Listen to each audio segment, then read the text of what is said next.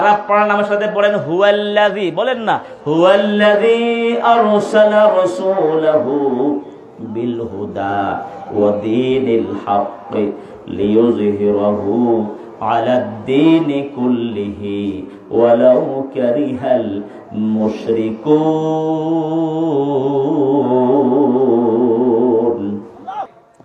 ইসলামী আইন চালু হলে মুসলিম অমুসলিম সবাই কি পাবে? সকলে জবাব দেন। যে মদ পান করবে ৮০ দৌড়া দাও, কার আইন? কথা কয় না, কার আইন? যারা মদ পান করবে সমাজে মাদক দ্রব্য আছে নাকি নাই? ইয়াবা, বাবা, গাঁজা, ডাইল আছে কিনা? ইন্নামাল খামরু ওয়াল মাইসিরু ওয়াল আনসাবু ওয়াল আজলামু রিজসুম মিন আমালিশ শয়তান। এই মদ, জুয়া, গাঁজা, হিরো যত নেশা আছে, এই সমস্ত নেশাগুলো শয়তানের কাজ। শয়তানের কাছে মানুষ করতে পারে না, ঠিক কিনা কথা?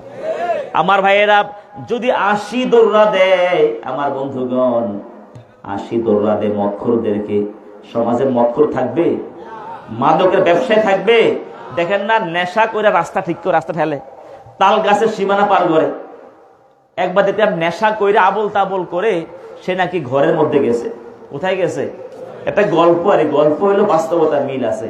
নেশা কইরা টাল বেশি হয়ে গেছে, এমন নেশা করছে, নেশা কইরা গেছে কোথায়? ঘরে গেছে। ঘরে ঘরে গিয়া, খুব মনোযোগ দিয়ে শোনেন, ঘরে গিয়ে এবার নেশা করে ঘরে গেছে, ঘরে গিয়ে আবল তাবল বলতেছে। এর মধ্যে মেয়ে দিছে ফোন। ওই যে মেয়ে অন্যত্র বিবাহ দিয়েছে, মেয়ে কি করছে? ফোন করছে, মায়ে ফোন ধরছে। মেয়ে বলতেছে, মা বাবা অসুস্থ নাকি? মানে বুঝলেন, ওই যে আবল তাবল বলতেছে তো, এই জন্য অসুস্থ নাকি আমার আব্বা? এখন এই কথা কি বলা যায়? এই যে নেশা কইরেছে সে তাল হয়ে আছে, এটা কি বলা যায় নাকি ভাই? বলছে, মা তোর আব্বা তো অসুস্থ। এবার মেয়ে চিন্তা করলো, আমার তো বাবাকে দেখে আসা উচিত, বাড়িতে অনেক কাজকর্ম। স্বামীকে বলছে, তুমি যাও আব্বাকে দেখে আসো, আমি পরে যাবনি। এবার ওই মেয়ের হাজবেন্ড গেছে কোথায়? শ্বশুরকে দেখার জন্য। যাওয়ার সময় এক পাতিল দধি, তারপরে কিছু লাল আঙ্গুর, ১ ডজন কমলা, বড় একটা পাউরুটি। বুঝলেন না, শ্বশুর কি অসুস্থ। এবার গেছে, যাই তো প্রথমে শ্বশুরকে দেখতে গেছে ঘরের মধ্যে। জিজ্ঞেস করলো, শ্বশুরকে আপনি কেমন আছেন? বলতেছে, না রে ভাই, শরীরটা বেশি ভালো না। ভাই বলছে কারে? এবার স্ত্রী বেচারি বলতেছে, আরে কি বলো, এটা তো আমাদের জামাই, তুমি জামাইকে ভাই বলতেছো? আরে মা, হোশ নাই। এই সমস্ত নেশাখোরেরা, আমি কুমিল্লা শহরে এমন নেশাখোর পেয়েছি, আমাকে বলেছে মুসল্লি, আমাকে বলেছে, হুজুর আমার ছেলে হাতের মধ্যে ব্লেড লয়, ব্লেড লয়ে তার মাকে দাগ দিয়ে, ব্লেড দিয়ে নেশার টাকা না দিলে দাগ দিয়ে দেয়। আমার ছেলে বুকে আমাকে কয়েকবার লাথি মেরেছে, চাপা দিয়ে আমাকে শোয়ে বুকে পাড়া দিয়েছে আমার ছেলে নেশার টাকার জন্য। এমন জালিম সন্তান সমাজে আছে নাকি নাই? এবার সকলে জবাব দেন, যদি নেশাখোর দেখে ৮০টা দৌড়া দেয়া হয়, দৌড়া বুঝেন তো, এক দৌড়ার সাথে রক্ত বের হবে। যারা ইন্ডিয়া থেকে, ভারত থেকে মাদক আমদানি করে রপ্তানি করে, যারা আজকে দেখা যায় পাড়ায় পাড়ায় মাদক দ্রব্য সব লভ্য হয়ে গেছে, ঠিক কিনা? আজকে দেখা যায় বিভিন্ন প্রতিষ্ঠানগুলোতে সহজে মাদক দ্রব্য পাচ্ছে। হয়তো আপনি নেশা করেন, আপনি জানতেন না, যে নেশা করে এত সহজে পাই যেতেছে। যারা নেশায় লিপ্ত হবে, যদি ৮০ দৌড়া মারে, দৌড়ার সাথে রক্ত বের হবে, তাহলে বলেন দেখি এই দেশে নেশা থাকবে? মাদকের মদখোরদের তাণ্ডব থেকে শুধু ওই মদখোরদের তাণ্ডব থেকে শুধু ওই মুসলমানদের আব্বা আম্মাই রেহাই পাবে না, অমুসলিমদের পিতা মাতাও রেহাই পাবে, ঠিক কিনা কথা? এই জন্য বাংলাদেশে ইসলামী আইন চালু হলে মুসলিম অমুসলিম প্রত্যেকটি নাগরিক শান্তি পাবে, কথা কোন ঠিক কিনা? এই জন্য বাংলাদেশে কোরআনের শাসনের দরকার আছে কি নাই? কথা কন না, আছে না নাই? প্রিয় বন্ধুদের মনোযোগ দিয়ে শুনেন, একটু খেয়াল করে, এগুলো ইমানের কথা বলতেছি। আচ্ছা বলেন দেখি, মুহাম্মদ সাল্লাল্লাহু আলাইহি ওয়াসাল্লামের পিছনে মুনাফিক ছিল কিনা নামাজের সময়? আছিল কিনা? নবীজি জানতেন না, কে জানাইছে? আল্লাহ তাআলা ওহী পাঠিয়ে জানিয়ে দিয়েছেন মুহাম্মদ সাল্লাল্লাহু আলাইহি ওয়াসাল্লামকে, এরা এরা মুনাফিক, এরা এরা মুনাফিক। নবী জানছেন। আচ্ছা বলেন দেখি, যাদেরকে মুনাফিক বলছে তারা কি সাহাবী ছিল না? নবীজির হাতে কালিমা গ্রহণ করছে, কিন্তু হইছে পরবর্তীতে কি? মুনাফিক। আমার ভাইয়েরা, এই মুনাফিকগুলো যে মসজিদে নামাজ পড়তো, আপনাদের এই মসজিদের মধ্যে মণিপুর, এই মসজিদে নামাজ পড়লে এক ওয়াক্ত নামাজে, এক রাকাত নামাজে 1 লক্ষ রাকাতের সওয়াব হয় নাকি? কোথায় হয়? বাইতুল্লাহ। কোথায় হয়? মসজিদে হারামে 1 রাকাত নামাজ পড়লে 1 লক্ষ রাকাতের সওয়াব হয়। ওই মসজিদের মুসল্লি ছিল মুনাফিকরা, ঠিক কিনা? এবং কেমন ইমাম? ইমামুল মুরসালিন, মুহাম্মদ সাল্লাল্লাহু আলাইহি ওয়াসাল্লামের পিছনের মুসল্লি। ওই মুনাফিকরা কোরআনের তরজমা আমাদের থেকে ভালো বুঝতো। আমরা তো বাংলা থেকে, ইংরেজি, উর্দু থেকে তরজমা শিখি, আর মুনাফিকদের ভাষাই তো কি? আরবি। এবং তারা আরবি ভাষা ভালো জ্ঞান ছিল, এই জন্য তারা সরাসরি কোরআন বুঝতো, ঠিক কিনা? তাদের তেলাওয়াত শুদ্ধ ছিল। তাহলে যে মুনাফিক গুলো আমাদের মতো নামাজি ছিল, আর ভালো নামাজি ছিল, নবীর সাথে হজ করছে, উমরা করছে, কাবা ঘর তাওয়াফ করছে, তারপরেও তারা কি মুনাফিক কেন হইলো জানা দরকার আছে নাকি নাই? যদি এটা বুঝতে পারেন তাহলে জীবনটা সার্থক হয়ে যাবে। আমার ভাইয়েরা, তার এই জন্য মুনাফিক হয়েছে। ওই যে আবু জাহলরা বলছিল, ভাতিজা মুহাম্মদ তুমি নামাজ পড়ো, হজ করো, উমরা করো, কাবা ঘর তাওয়াফ করো, হজরা আসওয়াদ চুম্বন করো, অসুবিধা নাই, সামাজিক নেতৃত্বে হাত দিবা না, দেশটা আমরা চালাই, সমাজটা আমরা চালাই, আমরা চালাবো, তুমি শুধু নামাজ পড়বা, রোজা রাখবা, হজ করবা, কাবা ঘর তাওয়াফ করবা। নবী কি মেনে নিয়েছেন? কথা কোন না মেনে নিয়েছেন? যারা পড়া নামের সাথে বলেন হুয়াল্লাযী, বলেন না হুয়াল্লাযী আরসালা রাসূলাহু বিল হুদা ওয়া দীনিল হক লিইয়ুযহিরাহু আলাদ দীনি কুল্লিহি ওয়ালাউ কারিহাল মুশরিকুন।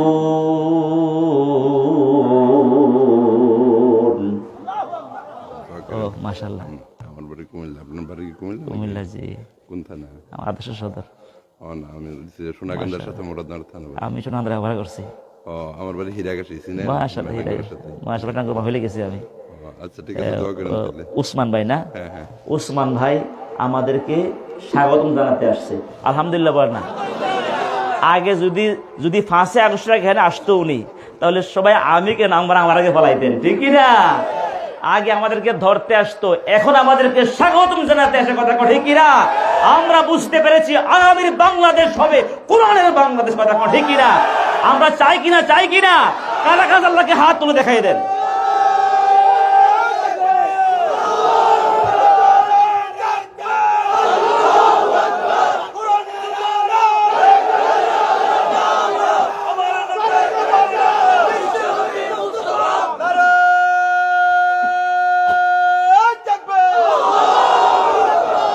এই ফাঁকে তার একটা কথা বলে দেয়, আমার ভাই আছে, উনি আমাদের প্রতিরক্ষা কাজে আছে, আইন শৃঙ্খলা বাহিনী। ভাইয়ের সামনে বলতেছি, বাংলাদেশ এমন একটা সময় আসতেছে, প্রিয় ভাইয়েরা, এটা মূলত আমাদের নবীজির ভবিষ্যৎবাণী আছে। নবীজি ভবিষ্যৎবাণী দিয়েছে, ওয়াদানা রাসূলুল্লাহ সাল্লাল্লাহু আলাইহি ওয়াসাল্লাম গজওয়াতুল হিন্দ। নবীজি বলেছেন হিন্দুস্তানের সাথে একটা মুসলমানদের যুদ্ধ হবে, ঠিক কিনা? এটা কি আমাদের কথা না আমাদের নবীর কথা? আমাদের নবী বলেছেন আজ থেকে 1500 বছর আগে হিন্দুস্তানের মুসলমানদের সাথে না, যারা হিন্দুস্তানে যারা মসজিদ ভাঙে, মুসলমানদের বাড়ি ঘরে হামলা করে, যারা আজকে ওই সন্ত্রাসী ইসকনকে প্রশ্রয় দিচ্ছে, তাদের বিরুদ্ধে লড়াই হবে, কথা ঠিক কিনা? আপনি হিন্দ বলতে পুরা বাংলাদেশ, পাকিস্তান, পুরা অঞ্চলটাকে আরবিতে কি বলা হয়? হিন্দ বলা হয়। হিন্দ বলা হয় পুরা হিন্দুস্তানে মালাউনদের বিরুদ্ধে, যারা ইসলামের দুশ্মন, তাদের বিরুদ্ধে লড়াই হবে, কথা ঠিক কিনা? ওই যুদ্ধে বাংলাদেশে আমার ভাইয়েরা, আমাদের বাংলাদেশের আজকে রক্ত চোখে তাকাচ্ছে, ঠিক কিনা? সুযোগ সুবিধা নিতে পারে, ঠিক কিনা কথা? পানিগুলো স্বাভাবিক, নদীর পানি চললে তাহলে কিন্তু এদেশে বন্যা হয় না, ঠিক কিনা কথা? এরা পানি আটকে রেখে, যখন অনেক পানি আটকে রেখে হঠাৎ ছেড়ে দেয়, তাদের কৃত্রিম ভাবে আমাদেরকে তারা পানিতে ডুবে ছাড়ছে, ঠিক কিনা কথা? ইনশাল্লাহ এটার জবাব দেওয়া লাগবে, ঠিক কিনা? আজকে ভারত বাংলাদেশকে হুমকি দিচ্ছে, মনে রাখবেন আমাদের সেনাবাহিনী, আমাদের আইন শৃঙ্খলা বাহিনী, আমাদের বিজিবি এবং যারা মুসলিম তাওহীদি জনগণ আছে, আমাদের অস্ত্র শস্ত্র কম হতে পারে, আমাদের শ্রেষ্ঠ অস্ত্র হলো আমাদের ঈমান, কথা ঠিক কিনা? একটা এক্সাম্পল দিই আপনাদেরকে। একটা পাখি আছে ভাই, আমার সামিউল ভাই, অল্প শেষ করে দিচ্ছি। একটা পাখি আছে আমাদের দেশে নাই, পাখিটা আমি অভিধানে দেখেছি। পাখিটার খাবার নদী নালায় নাই, গাছ গাছালিতে নাই, ওই পাখিটার খাবার জলাশয়ে নাই। জি ভাই, ঠিক আছে, আল্লাহ ভাইকে হায়াত দাস, আমিন কন। ভাইয়ের আয়সা কথা বলাতে সাহসটা পাইছি, দুটা কথা বলে যাই, ঠিক কিনা কথা? আপনারা মন খারাপ করতেছেন?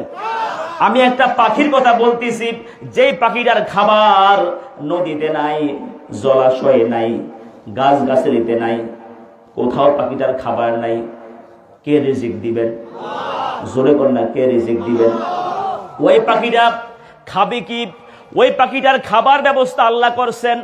ওই সিংহ যখন আপনার ওই যে সিংহ যখন বকরি শিকার করে, হরিণ শিকার করে, কোনো প্রাণী শিকার করে, সিংহের দাঁতের চিপা চাপায় বিভিন্ন প্রাণীর গোশত আটকিয়ে থাকে। দেখেন না, আমরা খাবারের পরে যদি দাঁতে গোশত আটকে খিলাল দিয়ে আমরা খিলাল করে ফেলে দিই না? না ফেললে কি লাগে? কষ্ট লাগে, ঠিকই না? এখন সিংহ তো খিলাল করতে পারবে না। এই জন্য সিংহ যখন প্রাণী খাবে, ওই প্রাণীর গোশত খাওয়ার পরে তার মুখের দাঁতের চিপা চাপায় গোশতগুলো আটকিয়ে থাকে।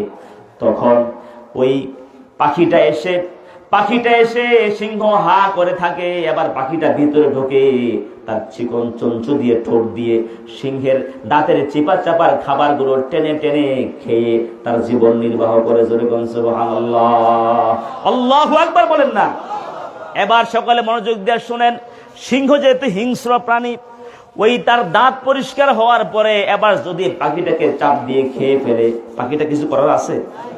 এই জন্য আল্লাহ তাআলা ওই পাখির আত্মরক্ষার জন্য পাখির ওই মাথার মধ্যে একটা সুইয়ের মতো চিকন, কিসের মতো? সুইয়ের মতো একটা সুই দিয়ে দিছে, একবারে চিকন সুইয়ের মতো। এটা নাড়াচাড়া করে, যদি কোনোভাবে সেই সিংহ পাখিটাকে চাপ দিয়ে খেতে যায়, তখন ওই পাখির মাথার উপর যে সুইয়ের মতো নাড়াচাড়া করতেছে, এই বিষাক্ত সুই পাখির তাদুর মধ্যে লাগবে, এমন পচা রোগ ধরবে, মৃত্যুর আগে সিংহ কোনোদিন সুস্থ হতে পারবে না। আল্লাহু আকবার বলেন। মরার পরে কি সুস্থ হবে? কথা কয় না, মরার পরে সুস্থ হবে? সুতরাং ওই আমরাও ভৌগোলিক ভাবে সিংহের মুখের মধ্যে আছে, ঠিক না? তিন দিক দিয়ে তো ভারত, দক্ষিণে কি বঙ্গোপসাগর। এখন বঙ্গোপসাগর হয়তো আমাদেরকে ইমান নিয়ে বাঁচতে হবে, না হলে তো বঙ্গোপসাগর ইমান হারা হয়ে মরতে হবে, ঠিক কিনা? আমরা ইমান হারা হয়ে মরতে চাই না। আমরা ইমানের শক্তি নিয়ে, এরা যদি আমাদের উপর আক্রমণ করতে চায়, আমরা ইমানের শক্তি নিয়ে এগিয়ে যাব, ইমানের সাহসিকতা নিয়ে এগিয়ে যাব। আমাদেরকে ওই ভারতের মালাউনরা, এরা আমাদেরকে হজম করতে পারবে না, ঠিক কিনা? সাহায্য করবেন কে? আমাদের ইমানের শক্তি, যেমন পাখিটাকে সিংহ খেতে পারে না, আমাদের ইমানের শক্তির বরকতে ইনশাআল্লাহ আমাদের কিছু করতে পারবে না, ঠিক কিনা? আমাদের অস্ত্র শস্ত্র তেমন না থাকুক, বর্ডারে বাঁশ আছে, ঠিক না? বরাক বাঁশ আছে, ইনশাআল্লাহ ইমানের শক্তিতে বলিয়ান হয়ে বরাক বাঁশ দিয়ে তোমাদেরকে মোকাবেলা করা হবে। কথা ঠিক কিনা?